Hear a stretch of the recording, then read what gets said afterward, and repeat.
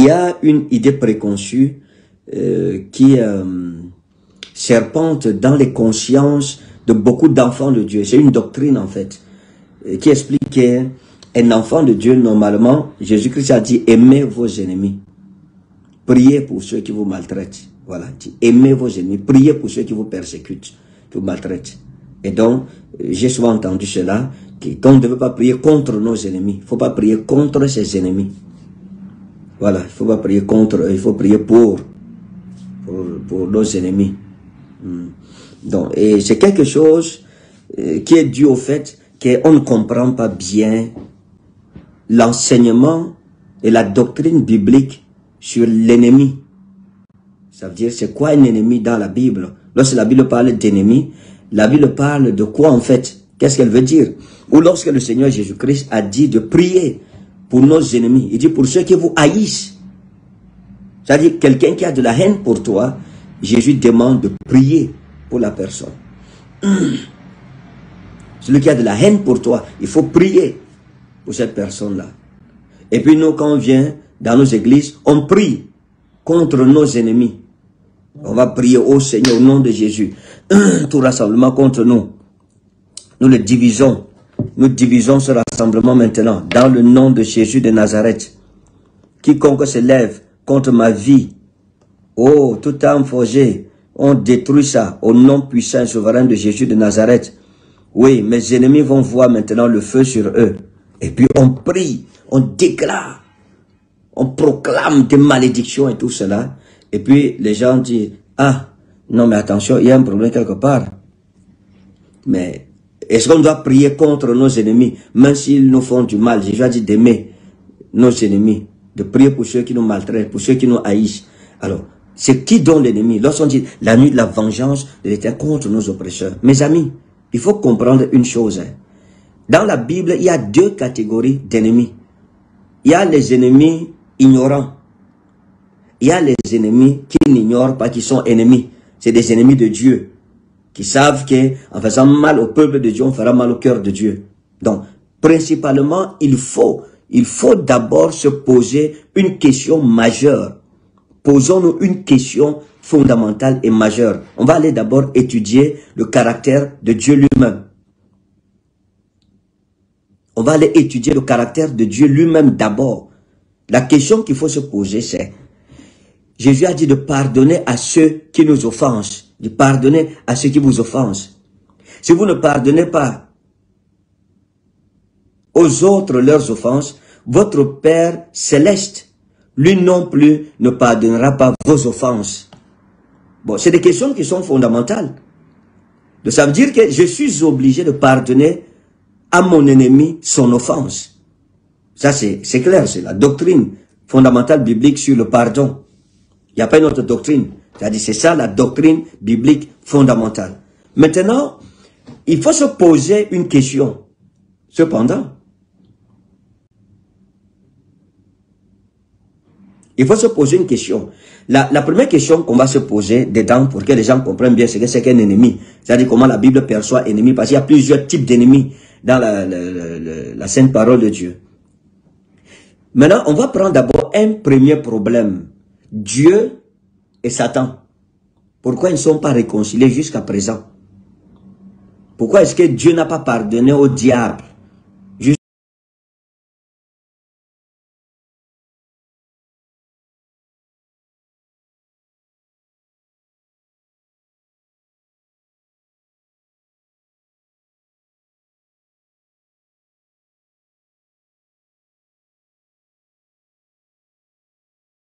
Jusqu'à présent, pourquoi on n'a pas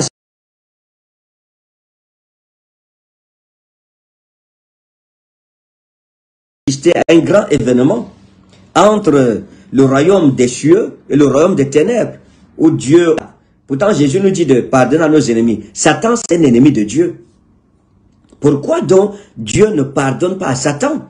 Pourquoi il y a toujours un enfer pour Satan?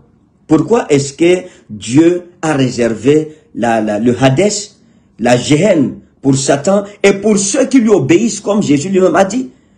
Que ce lieu-là n'est pas n'est pas pour Satan seulement, c'est pour le diable et pour tous ceux qui lui obéiront, pour tous ceux qui vont se révolter contre Dieu et aussi ils vont en enfer. Maintenant, je pose une question simple. Dieu n'a pas pardonné au diable, pourquoi? Parce que le diable, c'est un ennemi de Dieu. Pourquoi il ne se réconcilie pas donc? Pourquoi l'éternité de Satan sera dans l'enfer? Et comme ça a été dit clairement dans les Saintes Écritures. Donc, là, il faut donc comprendre que Satan ne fait pas partie de la catégorie d'ennemis dont Jésus-Christ a parlé. Satan ne figure pas dans cette catégorie. Maintenant, on va descendre un peu. Lorsque l'homme a désobéi à Dieu dans le jardin d'Éden, il est devenu un ennemi de Dieu. Dieu l'a chassé du jardin d'Éden. Pourquoi après Dieu s'est réconcilié avec l'homme? Pourquoi c'est lui qui allait chercher l'homme pour lui pardonner sa rébellion? Puisque en réalité, l'homme a péché contre Dieu dans le jardin d'Éden et il est devenu ennemi de Dieu par son péché. Pourquoi est-ce que lui, Dieu l'a pardonné et c'est Dieu qui est venu le chercher en venant sous une forme humaine, réconcilier l'homme avec lui-même? Pourquoi, mes amis? Je vais vous expliquer pourquoi. La réponse, elle est très simple. La réponse, c'est parce que les anges et les hommes ne sont pas dans la même catégorie. La Bible dit clairement que à celui qui connaît la vérité, celui qui a connu la vérité, sera jugé conformément à la connaissance de la vérité qu'il a. Mais celui qui n'a pas connu la loi sera jugé sans la loi. Donc, et à celui à qui on a beaucoup donné, on redemandera aussi beaucoup.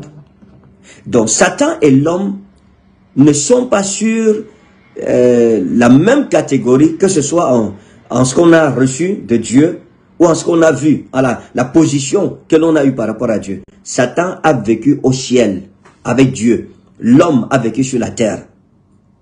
C'est deux choses différentes. Ce que Satan a vu, l'homme n'a pas vu. Non, Satan a eu accès à tout. De deux, l'homme a été induit en erreur par le diable. Cependant, le diable, personne ne l'a induit en erreur. Il calculait le trône de Dieu. Et ça, le trône de Dieu, Dieu ne joue pas avec. Et je ne donnerai pas ma gloire à un autre, ni mon honneur aux idoles. Ma gloire, je ne la donne pas à un autre. Donc, le trône de Dieu est intouchable. On ne touche pas à cela. Et donc, pourquoi Dieu n'a-t-il pas pardonné aux anges qui ont suivi Satan? Dieu les a tous considérés coupables au même degré, quoique le diable les ait séduits, mais ils avaient la possibilité de dire non. Et ils avaient une position que l'homme n'avait pas. Leur connaissance de Dieu était supérieure à celle de l'homme. Ils avaient vu de Dieu ce que l'homme n'avait jamais vu. Ils avaient su de Dieu ce que l'homme n'avait jamais su. Donc, ça fait que, voici l'homme qui s'est fait ennemi de Dieu. Le diable est ennemi de Dieu. Le diable, Dieu ne lui pardonne pas. Mais l'homme, Dieu a pardonné et il s'est réconcilié avec lui. Et c'est ça le problème. C'est ce que les gens doivent comprendre. Maintenant, il faut comprendre une autre chose. Dans les Saintes Écritures, je ne voudrais même pas trop caracoler sur l'Ancien Testament. Je préfère rester un peu sur le Nouveau Testament. Parce que les gens vont dire, non, dans l'Ancien Testament, nous savons tous comment Dieu traitait les ennemis de son peuple dans l'Ancien Testament. Maintenant, on revient dans le Nouveau Testament. Le même Jésus qui nous a enseigné de pardonner, parce qu'il faut bien comprendre l'enseignement chrétien. Le même Jésus qui nous a enseigné de pardonner, c'est le même qui va entrer dans le temple et va se mettre à taper les gens. Allez chicoter, même les vieillards qui étaient là, ils tapent tout le monde, hommes, femmes, enfants, ils chicotent, ils disent sortez. N'est-il pas écrit, quand il dit que ma maison sera une maison de prière pour toutes les nations. Mais là, on ne voit pas ce Jésus qui est doux, etc. Mais dans ce cas-là, le cadre était différent. La situation était différente. Elle sortait un peu du lot, de la globalité. Maintenant, vous allez laisser cela. Vous allez prendre une déclaration du Seigneur Jésus-Christ en ce qui concerne l'inimitié. Il dit que il est impossible qu'il n'arrive point de scandale. Il est impossible qu'il n'arrive pas de scandale. Mais malheur à celui par qui le scandale arriverait. Et il dira encore ceci. Il dit, si quelqu'un scandalisait, attendez un peu. Si quelqu'un scandalisait l'un de ces petits qui croient en moi, il dit, vaudrait mieux qu'il ne naquît point. Vaudrait mieux qu'il ne naquît point. Ou qu'on lui attachait une meule au cou et qu'on le jetait au fond de la mer. Donc à partir de ce moment, il faut faire attention. Là, écoutez bien ce que le Seigneur Jésus dit.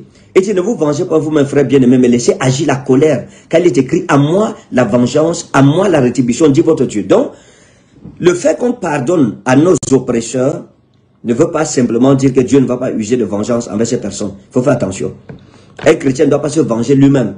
Et je dis encore que la première vérité qu'il faut dégager, c'est qu'il y a ennemi et ennemi. Il y a ennemi et ennemi.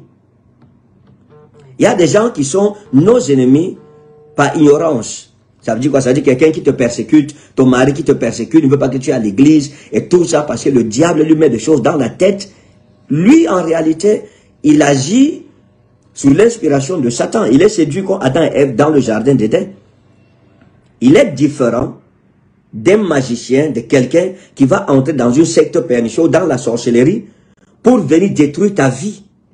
De quelqu'un qui vend son âme au diable pour venir détruire le peuple de Dieu, sachant qu'il va en mission pour faire du mal à ceux qui appartiennent à l'Éternel. Celui-là est ennemi, mais dans une autre catégorie. À lui, il n'y a pas de miséricorde. Dieu ne lui fait pas de miséricorde. Je vais vous montrer bibliquement pourquoi est-ce que je dis tout ça. Dieu ne lui fait pas miséricorde.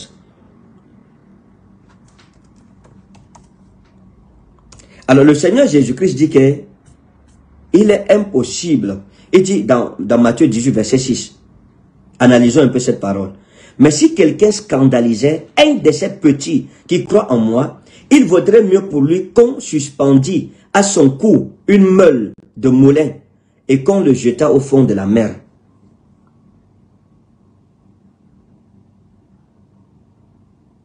Et dit, si quelqu'un scandalisait un de ces petits qui croient en moi, c'est-à-dire si quelqu'un touche un de ces petits qui croient en moi, il vaudrait mieux pour lui qu'on suspendit à son cou une meule de moulin, c'est-à-dire une pierre à écraser, et qu'on le jeta au fond de la mer pour se rassurer qu'il se noie. Parce que personne ne peut toucher à mes oins là, à ceux qui croient en mon nom là, et ils échappent. Donc notre Dieu est un Dieu de vengeance, mes amis. Il est jaloux. Notre Dieu est un Dieu de vengeance. Et lorsque quelqu'un nous attaque spirituellement, donc il y a des gens qui veulent te persécuter, là c'est l'ignorance. Et ton mari, ton père, tes soeurs, tes frères, tes amis à l'école, ils se moquent de toi parce que tu es chrétien, on t'empêche d'aller à l'église. Ces choses-là, c'est des ennemis qui sont dans l'ignorance. Mais il y a une autre catégorie d'ennemis. Ça veut dire que c'est ceux qui savent ce qu'ils font. C'est un peu la même chose. La Bible dit clairement que si nous confessons nos péchés, nous avons nos transgressions, Dieu nous pardonnera. Donc, tout péché confessé est pardonné. Mais l'apôtre Pierre dira qu'il y a un péché qui ne se pardonne pas. C'est-à-dire que ce n'est pas tous les péchés que Dieu pardonne. Jusqu'aujourd'hui encore, il y a des péchés que Dieu ne pardonne pas. Il dit le blasphème contre le Saint-Esprit. Dieu ne le pardonne pas. Dieu ne pardonne pas le blasphème contre le Saint-Esprit. Et là encore, je veux attirer encore votre attention sur un fait.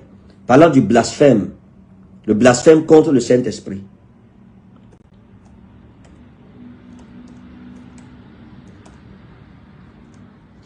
Lorsqu'on parle du blasphème, le blasphème contre le Saint-Esprit, le blasphème contre le Saint-Esprit, il faut bien le comprendre. La Bible dit, et quiconque parlera, ça c'est Jésus qui le dit dans Luc 2, verset 10, et quiconque parlera contre le Fils de l'homme, il lui sera pardonné. Mais celui qui blasphémera contre le Saint-Esprit, il ne sera point pardonné. Mais celui qui blasphémera contre le Saint-Esprit, il ne sera point pardonné. Bon, à partir de ce moment-là, il faut se poser une question. Le blasphème contre le Saint-Esprit, c'est quoi? Vous voyez que là encore, il y a ennemi et ennemi.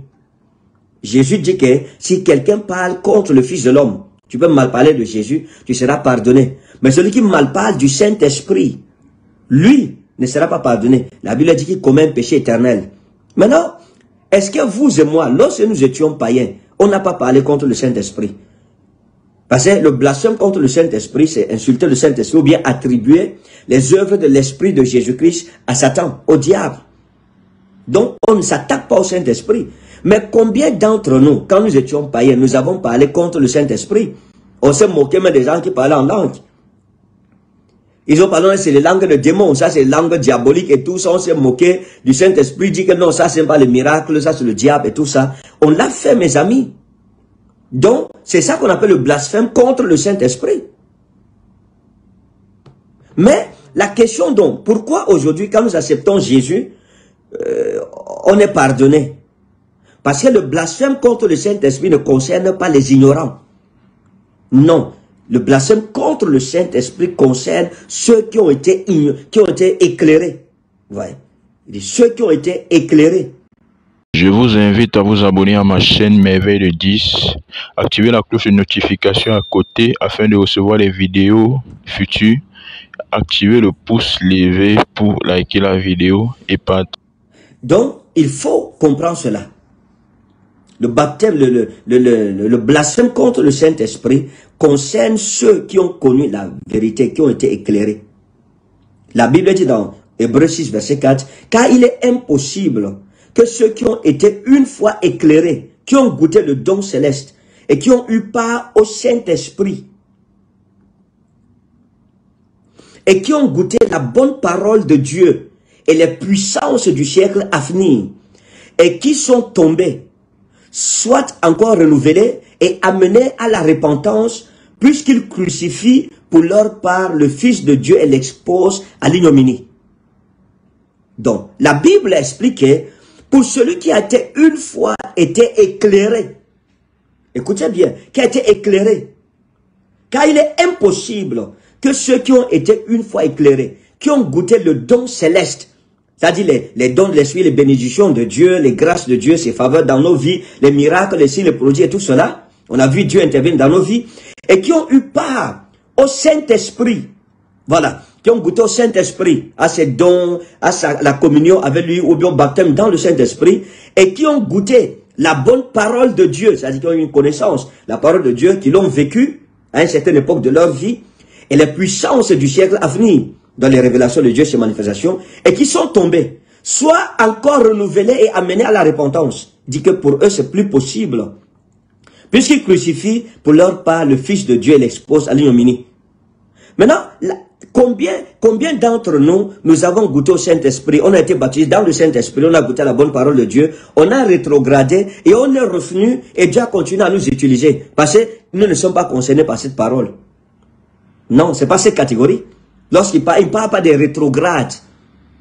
Il peut arriver qu'un enfant de Dieu qui était avec Dieu, qui ait goûté à la bonne parole, au don céleste et à la manifestation des puissances à venir du royaume de Christ, qui rétrograde, qu'il abandonne la foi et il revient encore et Dieu l'accepte. Vous trouverez cela dans la parabole du fils prodigue, qui était bien avec son père, qui a abandonné son père, qui est retourné dans ses vomissures, retourné dans le monde, a dilapidé toutes ses possessions là-bas. Mais quand il est revenu, son père l'a accueilli comme s'il n'avait jamais rien fait. Et puis on peut se poser la question, mais comment est-ce que l'apôtre Paul, si celui qui a écrit la lettre aux Hébreux, peut dire que celui qui a déjà goûté au don de l'Esprit, à la parole de Dieu, qui a connu la puissance de Dieu et qui est retourné, qui est tombé, ne peut plus revenir à Dieu et à la foi?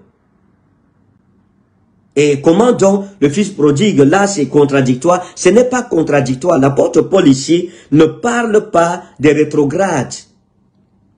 Non, il ne parle pas des rétrogrades. Les fils prodigues, c'est ceux qui ont connu Dieu et tout ça, et qui sont retournés dans leur péché. Et quand ils reviennent à Dieu, Dieu leur pardonne et ils reprennent leur foi. Où il avait abandonné. Dieu leur remet l'anneau d'or, il leur remet le bracelet, on fait voler... égorger le veau d'or et tout cela et tout cela. Ça, c'est les rétrogrades. L'apôtre Paul, dans ce passage, ne parle pas des rétrogrades, mais il parle des apostates. Il parle des apostates. Et ça, c'est quelque chose qui est très... C'est très mystérieux. Et c'est Dieu seul qui peut noter là. Lorsqu'il parle de ceux qui sont tombés, car il est impossible que ceux qui ont été une fois éclairés et qui ont goûté les dons célestes, qui ont eu part au Saint-Esprit et qui ont goûté la bonne parole de Dieu et les puissances du siècle à venir et qui sont tombés. Ici, quand on parle de tomber, on parle de tomber dans l'apostasie. Ça veut dire que qui ont abandonné les voies du Seigneur, ayant connu que Jésus-Christ est Seigneur et que Satan est Satan, l'ennemi de Dieu, vont faire allégeance à Satan. vont quitter la voie de Dieu expressement. Et vont expressement retourner à Satan. Ça veut dire vont se convertir au service du diable, vont faire allégeance à Satan pour devenir comme ces démons dans le ciel qui ont fait allégeance à Satan. Ayant connu la vérité, connaissant qui est Satan, connaissant pertinemment que la voie qu'ils suivent, c'est les ténèbres. Ils vont donc abandonner Dieu et faire allégeance à l'ennemi de Dieu. Ceux-là, la Bible dit que pour eux là, ils connaissent que c'est le Saint-Esprit qui agit à travers eux. Ils connaissent. Maintenant, ils ont fait allégeance à Satan. Ils sont devenus des serviteurs de Satan, des agents de Satan pour combattre l'église de Dieu. Et ils vont commencer à témoigner contre le Saint-Esprit, quoique sachant que ce qu'ils disent est faux. Qu'ils sont en train de mentir, mais ils le feront dans le but d'assouvir le désir du diable de séduire les cœurs de beaucoup d'enfants de Dieu pour les ramener de la lumière aux ténèbres. Alors, ceux-là, comme les anges qui dans le ciel ont suivi Satan dans l'apostasie, la Bible dit pour eux, ils n'ont pas de pardon. Ils n'auront pas de pardon, c'est fini pour eux. Dieu les classera dans le cadre de tous les anges qui sont devenus des démons, tous les anges qui ont fait allégeance au diable. Quoique sachant que ce qu'ils font là, c'est contre Dieu qui sont en train de se lever, eux, ils l'ont fait. Là, c'est l'apostasie. Maintenant, il faut comprendre dans l'histoire d'ennemis toujours, l'histoire d'ennemis, on a par exemple un autre cas, on a un cas dans la Bible qu'il faut que les gens comprennent. La Bible parle de l'apôtre Paul qui va faire une rencontre avec une catégorie d'ennemis. Si quelqu'un t'insulte, tu lui pardonnes. Quelqu'un te gifle, donne-lui l'autre jour, il va encore gifler. Ça, il n'y a rien. Ton père te persécute, tu pries pour lui. Prie pour ceux qui te persécutent, etc. Mais ceux qui sont devenus ennemis de Dieu, les agents du diable, relèvent d'une autre catégorie. D'une autre catégorie d'ennemis. Là, c'est un peu les ennemis physiques. Là, c'est des ennemis spirituels qui viennent avec des puissances ténébreuses pour t'attaquer. Ceux-là ne peuvent pas échapper. On va prier contre eux. Et là, la Bible dit, tout arme forgé contre toi sera sans effet. Même les ennemis physiques, tes ennemis physiques là, qui veulent te faire du mal, c'est-à-dire que tes ennemis vont se rassembler contre toi, on complot contre toi dans ton lieu de travail, ces personnes-là sont méchantes. Et la Bible dit clairement, il n'y aura pas de paix pour le méchant. Mais si je pardonne, je prierai quand même que Dieu me préserve de mes ennemis, que leur décret retourne contre eux-mêmes. C'est une prière légitime en fait. Et Dieu exaucera. Et la confusion sera dans le camp de nos ennemis. Maintenant, vous regardez par exemple, dans Actes chapitre 13, à partir du verset 8, regardez la séquence entre Paul et un magicien. La Bible dit, mais le magicien, car c'est ce que signifie son nom, leur faisait opposition, cherchait à détourner de la foi le proconsul. L'apôtre Paul essayait de prêcher au proconsul. Et la Bible dit qu'Élimas, le magicien, s'opposait pour que le proconsul ne reçoive pas la parole de l'évangile. La Bible dit quoi? Alors, Saul, appelé aussi Paul, rempli du Saint-Esprit, fixa les regards sur lui et dit, homme plein de toute espèce de ruse et de fraude, fils du diable, ennemi de toute justice, ne cesseras-tu point de pervertir les voies droites du Seigneur? Maintenant, voici, la main du Seigneur est sur toi. Tu seras aveugle et pour un temps, tu ne verras pas le soleil. Aussitôt, l'obscurité et les ténèbres tombèrent sur lui et il cherchait en tâtonnant les personnes pour le guider. Maintenant, la question qu'il faut se poser, c'est pourquoi Paul n'a pas pardonné à Élimas? Parce que c'est pas le genre d'ennemi là. Le gars qui était en train de rendre tortueuses les voies droites du Seigneur. Il trafiquait les destinées des gens. C'était un sorcier, c'était un magicien, c'était un ennemi de Dieu. C'était quelqu'un à battre. Il fallait une démonstration de puissance pour le soumettre. Donc, l'apôtre Paul va le maudire. C'est une malédiction qui programme sur lui. Il le rend aveugle. Il l'appelle fils du diable. Donc, ceux qui sont des fils du diable sont différents de ceux que le diable a séduits. Il faut faire attention. C'est deux catégories de personnes différentes. Donc, les fils du diable, on ne les épargne pas. Comme leur père n'est pas épargné, eux-mêmes ne peuvent pas être épargnés. C'est pour ça que la Bible dit qu'elle ne touchez pas à mes œuvres, ne fait pas de mal à un prophète. Et qu'est-ce que la Bible dit? Qu'est-ce que l'apôtre Paul dira, même à propos? Il faut que les gens comprennent la Bible. Non. Il y a des gens qui doivent être renversés. Leur décret doit retourner sur eux-mêmes. Ça doit retourner sur eux. Dans 2 Thessaloniciens 1 verset 6, qu'est-ce que l'apôtre Paul dit? La Bible dit, car il est de la justice de Dieu de rendre l'affliction à ceux qui vous affligent. Mais c'est Paul qui est en train d'enseigner. Il dit c'est la justice de Dieu de rendre l'affliction à ceux qui vous affligent. Si quelqu'un t'afflige, qu'il soit affligé. Il sera affligé. Oui.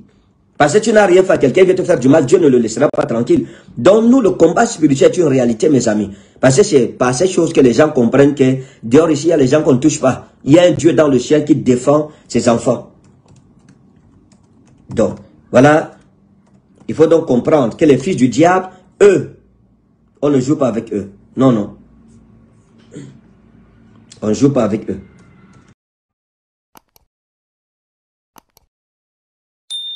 Donc là, c'était pour apporter un peu l'éclaircie. L'éclaircie un peu sur cela. La Bible dit, pour finir dans Abdias 1, verset 15, « Car le jour de l'Éternel est proche pour toutes les nations. » Et écoutez ce qu'il dit, « Il te sera fait comme tu as fait. Tes œuvres retomberont sur ta tête. » Donc si quelqu'un veut te faire du mal, c'est normal. Ça, on ne discute avec personne. Ça va retourner sur la personne. C'est la Bible. Il te sera fait comme tu as fait. Voilà. Donc voilà, c'était pour expliquer un peu la nuit de la vengeance de l'Éternel. C'est tout à fait normal, mes amis, que nous crions à Dieu de l'oppression que nous font subir nos ennemis et que Dieu intervienne aussi comme un Père aimant. Donc, c'est la nuit de la vengeance de l'Éternel. Voilà, il va venger son peuple contre ses oppresseurs. Et ça sera ce vendredi 13 septembre à partir de 21h jusqu'à l'aube dans la salle de conférence La Lune d'Or à Villabé. Et dimanche à partir de 11h, nous aurons, dimanche le 15 septembre, à partir de 11h, nous aurons le grand culte des familles où la main de Dieu sera très puissante aussi sur son peuple. Donc il y avait des vêtements de fête parce que Dieu nous introduira dans une saison de fête. Nous nous consacrerons à l'Éternel notre Dieu, chaque famille avec son offrande de consécration familiale. Et la gloire de Dieu sera manifestée. Alors bien aimé, tout temps forgé contre toi retournera à l'expéditeur. Quelqu'un te fait du mal, quelqu'un te veut du mal, quelqu'un te cherche dans la sorcellerie. Mon ami, il va regretter cela. Tous ceux qui ont touché à ton étoile, qui ont touché à ta vie, le Seigneur manifestera sa gloire, il te vengera. Donc j'annonce cette nuit, comme étant une nuit, il y aura des voix, des tonnerres et des éclairs sur le trône de Dieu. Notre Dieu, vous savez, la Bible dit que Jésus-Christ est un agneau, et l'agneau de Dieu. Il est l'agneau de Dieu. Mais il y a un mystère sur cet agneau.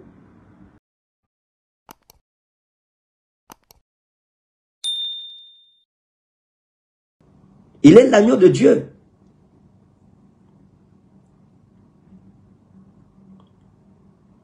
Mais un agneau de Dieu qui a des cornes, mes amis. Comment un agneau peut avoir des cornes? L'agneau, mais qui a des cornes sur la tête. Donc, les cornes là, c'est quoi? C'est la défense. C'est la vengeance, en fait. C'est ça la rétribution. Les cornes de l'agneau, qu'est Jésus-Christ, c'est les cornes de la rétribution. C'est la rétribution là-bas. Donc, mes amis, je pense que... il dit quoi? Apocalypse 5, verset 6. Et je vis au milieu du trône et des 4 êtres vivants et au milieu des vieillards un agneau qui était là comme immolé. Il avait 7 cornes et 7 yeux qui sont les 7 esprits de Dieu envoyés par toute la terre. Les 7 cornes, c'est quoi? C'est la perfection dans la vengeance de l'Éternel. Les 7 cornes là, c'est les cornes du jugement. Ça représente le jugement, la vengeance, la rétribution de Dieu. Donc, notre agneau n'est pas un agneau inoffensif. C'est un agneau offensif. C'est un agneau défensif. Il défend les siens. On ne touche pas à ceux qui ont été rachetés par son sang. Donc, il faut que les gens comprennent cela. À cause d'un croyant, quelqu'un peut mourir. C'est-à-dire, à cause de toi qui sers le Seigneur, quelqu'un vient mal là, Dieu le tue. Dieu lui ôte la vie, tout simplement. Parce que les 7 cornes de l'agneau sont là pour défendre son troupeau, son peuple. Donc voilà, que Dieu te bénisse au nom précieux souverain de Jésus de Nazareth.